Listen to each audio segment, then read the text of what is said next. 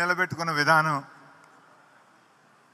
వీటన్నిటికంటే మనందరం గర్వించగలిగింది ఏంటంటే ఆ రోజున్న ప్రైమ్ మినిస్టర్ మన్మోహన్ సింగ్ గారు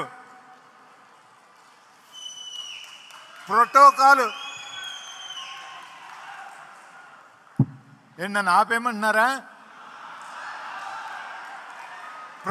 ప్రోటోకాల్ నిబంధనలన్నీ పక్కన పెట్టి ఒక ముఖ్యమంత్రిని రిసీవ్ చేసుకోవడం కోసం ప్రైమ్ మినిస్టర్ రెసిడెన్స్లో, అఫీషియల్ రెసిడెన్స్లో ఆయన పోర్చుగల్లోకి వచ్చారు.